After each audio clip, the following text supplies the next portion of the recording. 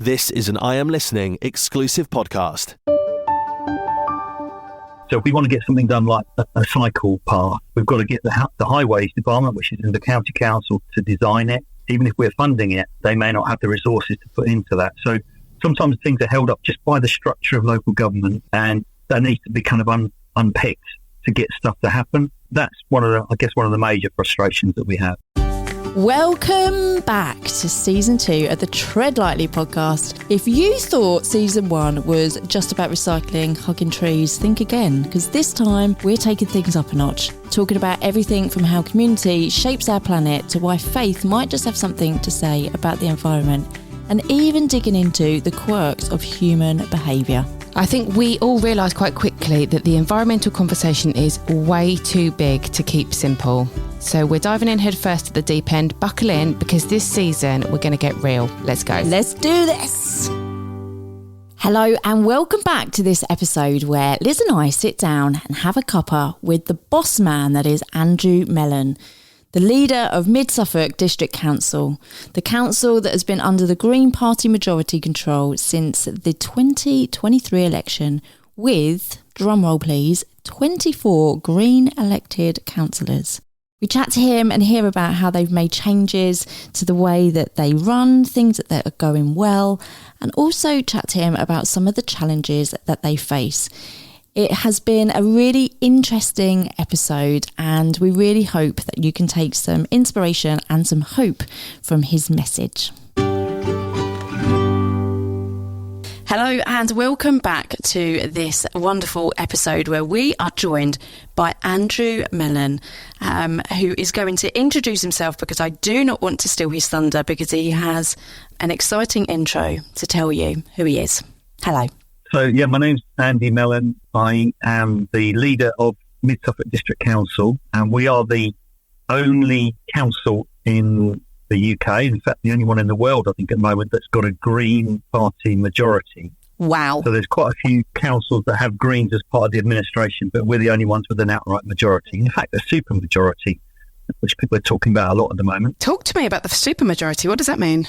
Basically, it means you've got, quite a healthy gap between you and the opposition. So we've got 34 councillors on our council, and 24 of them are Green at the moment. Blimey, that's impressive. It's about 70% of the councillors, yeah. Can you tell us just a little bit about yourself and kind of what got you involved with politics? Well, so I never intended to be involved in politics. My background is farming, agriculture. So I've been working on farms, been a farm manager. I spent some time doing voluntary work in Africa, sort of in the agricultural line, and then relief work. And then having moved back to Suffolk, where I grew up, I always got involved with the local Friends of the Earth because I was interested in those kind of issues, always have been. And that gradually morphed into being asked to stand as a candidate for the Green Party in local elections. So I did that a few times with no intention of getting elected, just a paper candidate. And then I think the fourth time I did get elected. And did that take you by surprise?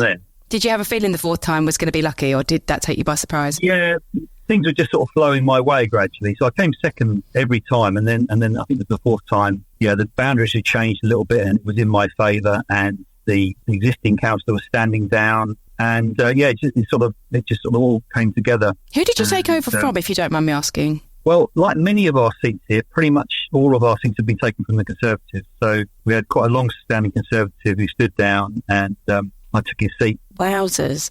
So my geography is not that great. So we're in Rainham in Kent, and I don't know much about Mid Suffolk. So could you give us a bit of a rundown of what's the deal up there? What's going on? Why have you been able to make this happen where you are? Well, I can't really explain it. Mid Suffolk, we're in the middle of East Anglia. We're a rural area with some market towns. Biggest town is somewhere called Stowmarket. It's not a big place. Oh, my friend from uni lived in Stowmarket. That's a lovely town. Okay. I didn't know she lived in That's right in the heart of Suffolk. And we're 100,000 people live in our district, 43,000 homes, very rural area. And we first got someone elected as a Green Party councillor in 2003, a friend of mine, Andrew Stringer. And we just basically grown from there. We went from 1 to 2 to 3 to 5 to 6 to 12 to 24. So once people saw the impact of having a Green councillor, they liked it and they voted for more of it. That is fascinating. That's a good advert. those numbers are imprinted on your mind, aren't they, to watch that growth? And I guess watch that you do good stuff and then it grows from there. Like people trusted in you and then it went from there. Yeah, I mean, I think this is traditionally a very, sort of conservative area. We don't have any Labour councillors here. We've got a few Lib Dems. But basically, I suppose our rise has coincided with the Conservatives over the last 14 years or so going down. No doubt they'll come around and grow again, but at the moment things have been very much in our favour. And you mentioned that the environment was obviously high on the council's agenda and high on your agenda. And when you've been interviewed previously, you've said you're very clear that you don't want people to feel that they're being told what to do. Obviously that's worked because people have trusted in you doing that. How have you achieved that? How do you convince people that the green agenda doesn't mean that they're just going to get told all the things they can and can't do? I think it's a feeling that we realise that preaching at people isn't going to work. We've got to provide the sort of framework and the circumstances in which they are able to make the right sort of choices. And that's not going to be easy because, for a long time, the environment hasn't been on people's minds. It hasn't been an urgent issue. I think it really is urgent now. And people haven't got a lot of information about what the right thing to do is. So if we can sort of fill that void a little bit, give them the information, give them the opportunities, I think people will often make the right choices. But we are kind of still swimming against the tide of a society that is consuming the planet at a rate of knots. So we've got a long way to go. But winning an election is kind of the easy bit. Changing people's habits of a lifetime is going to be much, much more difficult. Yeah.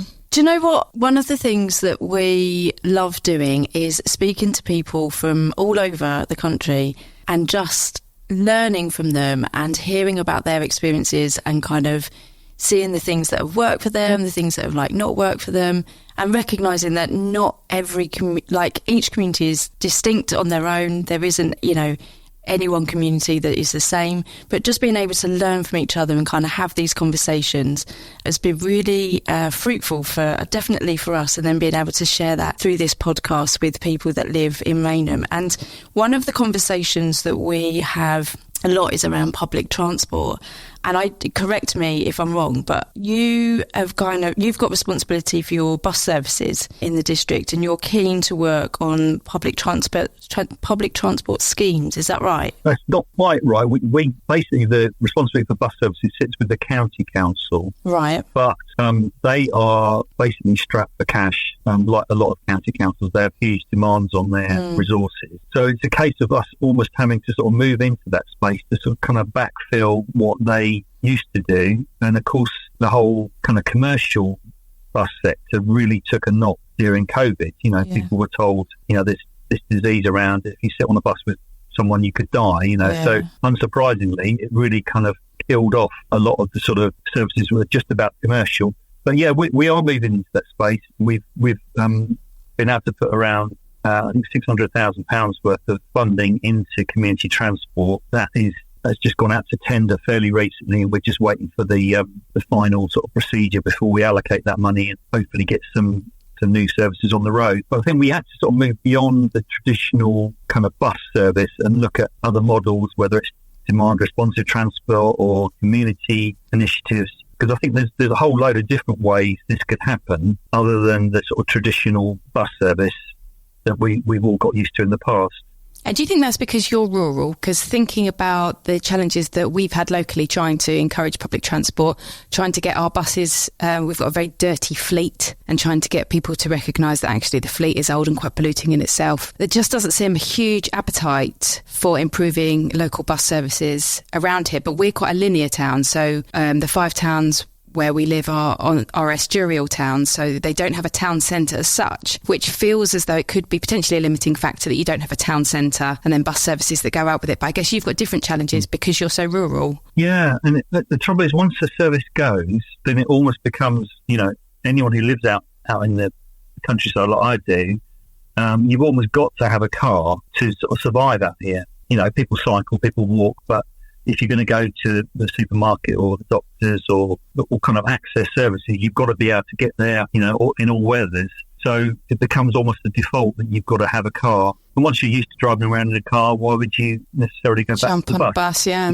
Yeah, but that leaves out the whole section of the populace who haven't got access to a car, who can't drive, they're too young, too old, or or for whatever reason, can't afford a car, what do? And we end up with having to have sort of good neighbour schemes and that sort of thing, which are running people to hospital or to doctor's appointments, which is okay, but it's not ideal. That's good that you're thinking more broadly, though, because I honestly, apart from a community sort of public transport system, like being able to buy a minibus and kind of have people, do you know what I mean? I can't think of any other scheme that could run alongside that. So I'm glad that there's people like you that's got your brain, that have got officers that are able to kind of like research this stuff and kind of do it, because you got to think outside the box sometimes. Get creative, yeah. Yeah, I mean, one thing that has come along, and it's not my idea, but it's really great, is we've got kind of some school minibuses that take kids to school, and then they're kind of redundant during the middle of the day. So some villages have clubbed together to sort of help fund kind of sort of bookable minibus service on a couple of days a week, using those school minibuses, which are just basically not being used in the middle of the day. So that's really interesting. Kind of so would that be for kind of a group of older people going to an event, or going into town for shopping? Oh, for shopping. That's really good. So that scheme is, I was able to give it a little bit of support to get it going from my locality budget, and it seems to have flown, which is great. That is really good, actually. I've never even thought about that, using school buses and using them during different times. Why does it matter that the council's gone green? Cool. What a question. Let's go deep. Yeah, big question. I mean, I get the point that, we're the Green Party, so people think we're going to be concerned about the environment, but people in all sorts of parties are concerned about it, whether Labour, Conservative, Lib Dem, but it is, I suppose, a kind of key issue for us. And we're constantly quoted as being a sort of an exemplar or an outlier, I suppose, because we are the only ones with a majority. But I think there's something like 38 councillors where Greens are part of the administration, and there's 14 where there's a Green leader of the council. So we're not the only ones, but we just happen to be the one that people always kind of name check. And I suppose in terms of political things, it does sort of signify that these kind of concerns are rising up the political agenda. Bizarrely, the environment, even though to me it's the biggest challenge of our times, it's hardly made it into the discussion, is it? Around this election. Yeah. I was going to ask you about that, because it has blown my mind. Obviously, you probably have similar friends to us that are kind of all WhatsApping each other going, hello, where are we talking about this? Like, why? Yeah, it's bizarre, isn't it? You've got parties sort of saying, well, we need to back off the net zero agenda because it's costing people too much money. And I think the counter argument to that is, well, if you don't do it, it's going to cost you a hell lot more, yeah. We have conversations with people who talk about environmental issues. We spoke to a guy called Stuart, who coincidentally is standing as an MP candidate in Gillingham and Rainham for the Lib Dems, but he's really into allotments. And so we had a good chat with him prior to the build-up to the election about allotments and his joy of that, but actually talking about how it ticks so many societal boxes to grow your own. So kind of reducing costs, improved well-being, connecting with other people, kind of sharing, reduce pesticide, the list goes on. Actually, so many of these things cross over agendas. Yeah. So rather than removing from them. well-being. Yeah.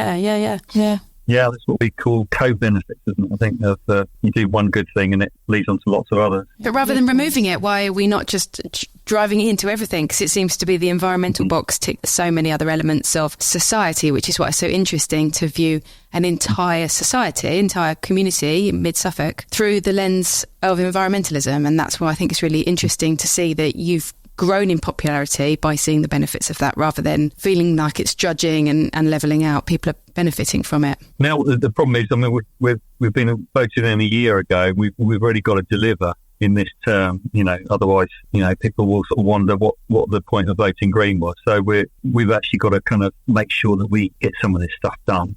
And that's the real kind of challenge at the moment. Are you tired of the same old chat about saving the planet? Like the reduce, reuse, blah, blah, blah. Well, it's time to shake things up, because season 2 of the Tread Lightly podcast is here, and we're diving deeper than your recycling bin. This season, we're talking about community, faith, and yes, even why humans behave so weirdly sometimes when it comes to conversations about the environment. Oh my gosh, they do. But there's no boring lectures here, so just real talk. Tough questions and a little bit of banter along the way, because because let's face it, we all need to lighten up when we're trying to save the planet, right? So if you're ready to stop tiptoeing around some of the big environmental stuff, get real and join the conversations. Come tread lightly with us. Catch season 2 of the Tread Lightly podcast, available wherever you get your podcasts, like now.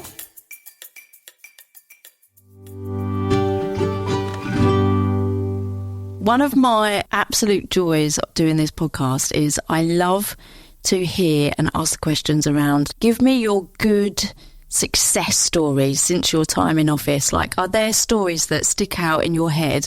And listeners won't be able to see this, but you've got a little smile on your face. So I wonder if there are any stories that stick out to you that are like, yeah, I am really proud of that, where we've done something really, really good, and you'd love to share them with us. Well, I can give you a couple of examples. One is like a really small thing, which is we've really been struggling with flooding up here since Storm Babette last winter. And we just had loads of places where the roads have been flooded and the highways people have been really struggling.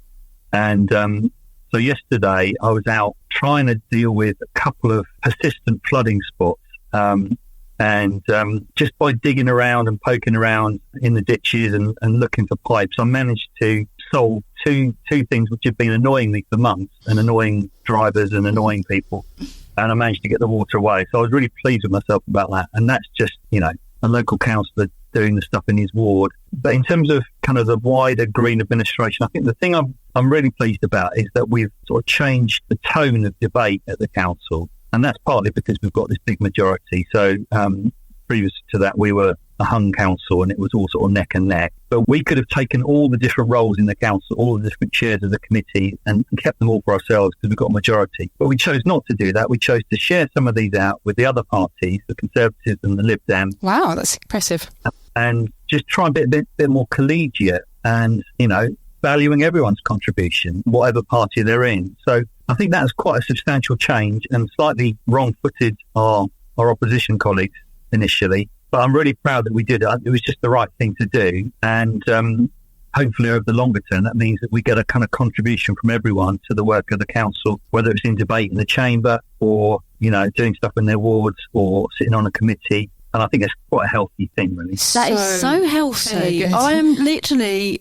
Who am I? I mean, I'm just about to say I am so impressed with that, but there's a little old Katie sat over here. I honestly feel like the conversations we have often with people in our community is why can't, excuse me for speaking as though you're not here, but like, why can't they just get all together, get on and just crack on and work together? Like, why does it have to be you over there, you over there, you over there? And you have just demonstrated that is exactly what you've done, because it's not about necessarily the actual power. You want to be able to share that out because you realise that everybody's got something to bring to the table and you're giving them a space to be able to do that. I think that's actually bloody amazing. Yeah, that is amazing. It doesn't mean it's always, sweetness and light. We still do disagree about stuff. Yeah. But that's life, though, you're going to, aren't you? But I guess there's a difference between disagreeing where you're one side of the table and now on the other. You all sat at the same one, so it's like, well, we kind of need to have this conversation. I think, do you realise how much of a big thing that is, or am I naive and that's not actually a big deal? I think the kind of political tensions arise when for example, the last 4 years before our election, we had a hung council where both sides, the opposition side and the administration side, had the same number of councillors. Blimey. So there was a kind of real tension every time we got together for a council meeting. It was really kind of bumping heads. But I'm not sure that necessarily gave us kind of good governance or good results. But, there are differences in politics. We give different emphases and priorities to things. And sometimes that has to be kind of argued out. But I think if you can do that while still respecting people, respectful grown adults, yeah. I think it's helpful. I try to model that. I don't always get it right. But it's changing a culture, though, I guess, isn't it? You're trying to change. I mean, look at me, I don't actually fully understand politics, but from what I can kind of see on the outside, it's like there is a culture that's been set before us, and I guess you're trying to create a new one. And can you hear my dog in the background there? You're trying to create a new sort of way of thinking and working, and I think you should give yourself a pat on the back. And that's very impressive. Yeah. Impressive, different. Bringing your differences together to the table rather than kind of arguing about it. What are your kind of frustrations? So obviously where you are the first Green Council, obviously that's amazing, but do you find that there are some frustrations and some limiting factors by being so unique? There are some frustrations. I think some of it is just the pace at which local government works, in our experience, is a bit slow. I mean, those of us who come to this sort of from business or from the voluntary sector, we're used to getting stuff done quite quickly, but you've got to go through those democratic processes, which does sometimes mean that things move at a slower pace than you'd like to. And the other thing is, because we're a three-tier system, we've got parish, district council, which is my level, and then the county council, all with differing responsibilities. Working across that to make sure things happen can be tricky. So I mentioned, like, our county council, like many county councils, just doesn't have the funds because there's these huge demands on its resources for adult social care and children, young people. So if we want to get something done like a cycle path, we've got to get the highways department, which is in the county council, to design it. Even if we're funding it, they may not have the resources to put into that. So sometimes things are held up just by the structure of local government, and that needs to be kind of unpicked to get stuff to happen. That's one of the major frustrations that we have. And what do you think, if you could, I love asking this question all the time. I don't ever ask it to my kids because I don't really want to know what the answer is. But if you could wave like your magic wand, your kind of wishful thinking, how would you use it? Oh, that's a really good question. I think we just need, in terms of kind of looking at this problem that's facing us of climate change, to have a kind of coordinated approach from government to local government to community to households to individuals, so that everybody thinks this is important and wants to do something about it. And there's so many mixed messages about this, about whether climate change is happening, which I think it clearly is, and scientific opinion is saying that, from how important it is, or whether we need to focus on this or whether we should focus on economic growth. I think we just need to clear all that confusion away and have a really kind of clear idea of what the challenge is. And I think people will then face it. I mean, we changed society overnight when COVID came along because it was a challenge we understood, and we understood what we had to do. But I think when it comes to this almost bigger challenge, there's so much misinformation out there and lack of kind of direction. And we just need that clear path ahead. And once we see that, I think people would really get behind it, like they did over COVID, like they did back in the Second World War. Yeah. We almost need to be on that kind of war footing. I know what you mean. That's a really good point. So that's a really good... So I've never actually put those two together, but you are right. Look how quick the Nightingale Hospital got built. What did it take? A week? Because there was a clear message that... And the same as when he, announced the kind of the pandemic starting, everybody needed to stay at home, and it was... I can't even remember what the slogan is now. It's like it was embedded in my brain. But yeah, you're right. That messaging was so clear. This is where we're going. This is what we're doing. And everybody knew what the risk was, and they knew what they could do in the immediacy to keep themselves safe and to tackle it. I think you're onto something. I think I know why you got a job. Clear messaging from the top, trickle down to communities, because communities, I think this is the other thing, is that communities are here at the bottom kind of going, hello, hello, hello. People want to be heard, don't they? And they kind of want to be empowered to be able to take that action, and kind of need some sort of encouragement or barriers removed to be able to do that. And so you're amazing at being able to do that where you are. So I think, well done you. And thank you so much for joining us today. We have been really interested. We've been following and reading up about the work that you're doing.